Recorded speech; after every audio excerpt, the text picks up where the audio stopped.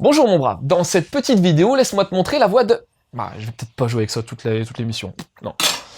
La voix donc de... Ce n'est pas une défaillance de votre écran. N'essayez donc pas de régler l'image. Nous maîtrisons à présent toute retransmission. Nous avons besoin de vous, de toi. En d'autres termes, on recrute. On a besoin de nouveaux bénévoles pour rejoindre la team Mangado et écrire des chroniques. Aucune raison de flipper, t'es accompagné, coaché, encadré. Et si ça te fait kiffer, tu peux même venir tourner. Ça t'intéresse? Tu veux en savoir plus? Écris à Loud sur l'adresse qui s'affiche. Bon, je te laisse reprendre ta vidéo.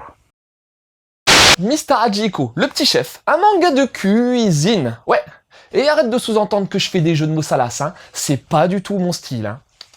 Du tout.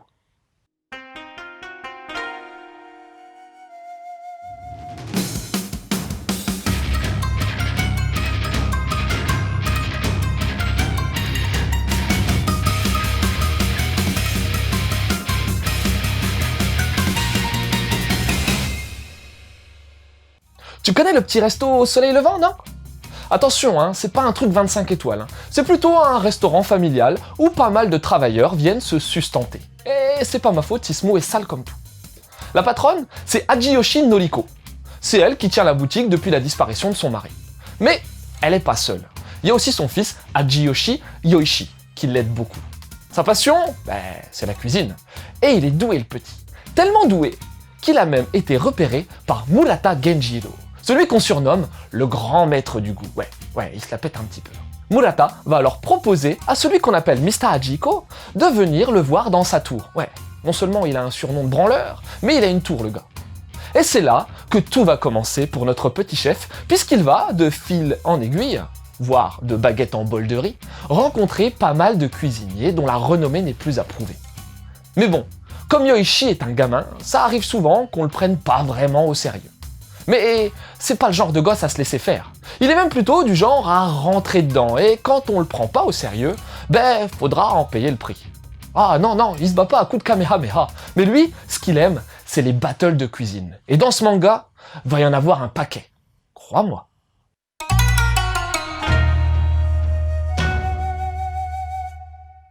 Bon, si t'es pas habitué au design des années 80, ça va te faire tout drôle, car Mr. Hachiko est, graphiquement, totalement ancré dans son époque, 1986-1989. Le trait de ce manga est tout en rondeur, avec des personnages disposant de gros yeux. Mais vraiment gros, quoi. L'ancrage est assez profond et donne un aspect dense à ce titre. T'as peu d'ombre, et la distinction entre les personnages se fait principalement au niveau des fringues et des coiffures. Pour ce qui est des décors, il y en a pas des masses. Après, c'est normal, puisque le focus se fera plutôt sur les plats et la bouffe, et à ce niveau-là, c'est vraiment bien détaillé. Côté réal, je l'ai trouvé très fluide et agréable, et ce, dès le tout début du manga. C'est varié, dynamique, sans en faire des caisses. Bref, j'adhère. Les compos sont simples, mais passent bien en mettant principalement l'accent sur les expressions des personnages. Un énorme merci à Black Box pour avoir édité ce titre en France. Il y aura 10 gros tomes doubles en tout, avec jaquette non amovible. Le logo VF du titre est super sympa, je trouve, avec, comme sous-titre, le petit chef, mais j'y reviendrai. Niveau papier, c'est de la bombe, bébé. Pas de bonus notable dans les tomes, mais Black Box a eu l'heureuse initiative de sortir en concomitance avec les 2 premiers volumes, un livre de recettes superbement illustré et très fun. Avis aux amateurs.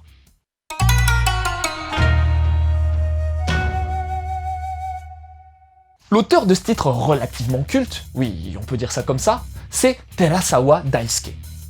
Né en 59, il a commencé en 1986 avec, Mr. Hachiko justement.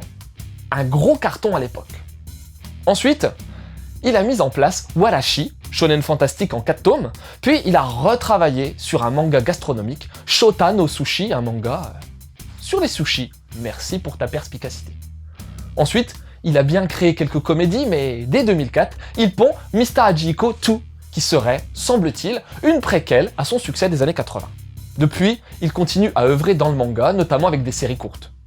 Si on connaît plutôt bien Mr. Hachiko en France, c'est notamment via sa fameuse adaptation animée diffusée au Club d'eau à l'époque. Perso, j'étais gros fan.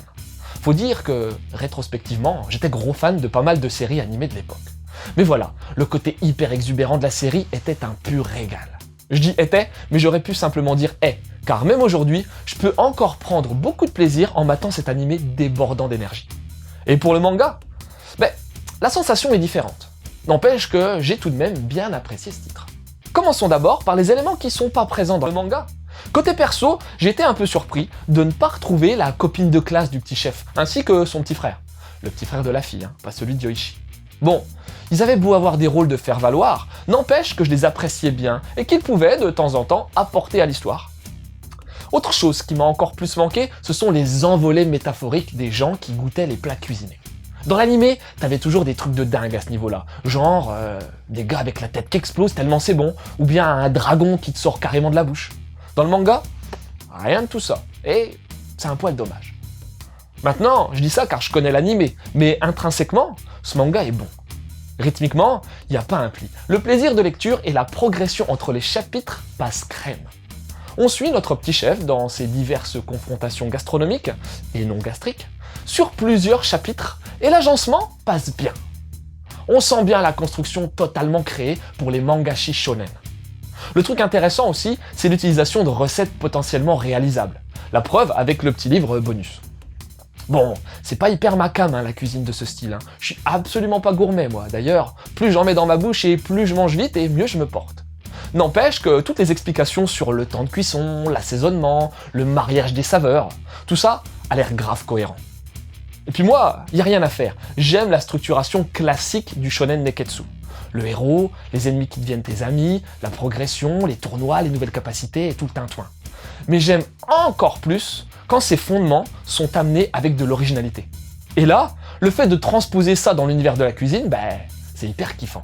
Mr. Hachiko est donc un très bon manga, limite culte, qui plaira à pas mal de monde, je pense. Les fans de cuisine, les fans de titres des années 80 et les fans de shonen neketsu décalé.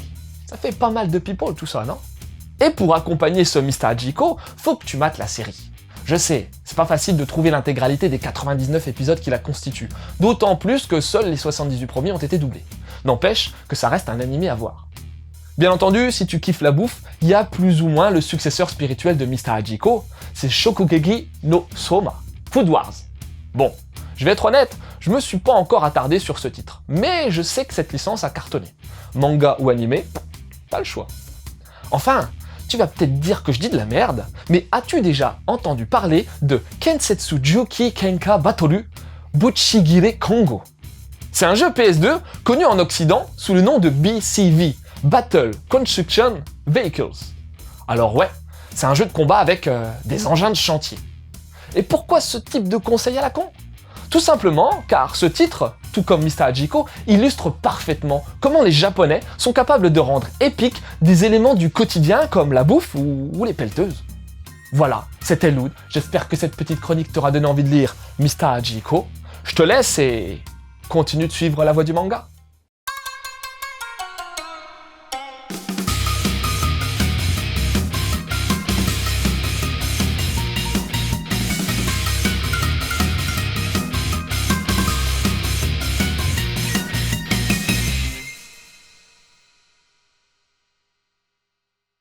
Faire la cuisine, quoi, c'est pas mon truc. En fait, ce qui me saoule, c'est de passer des heures à faire un truc qui sera bouffé en 2 minutes. Franchement, le ratio investissement-profit est hyper pas pertinent.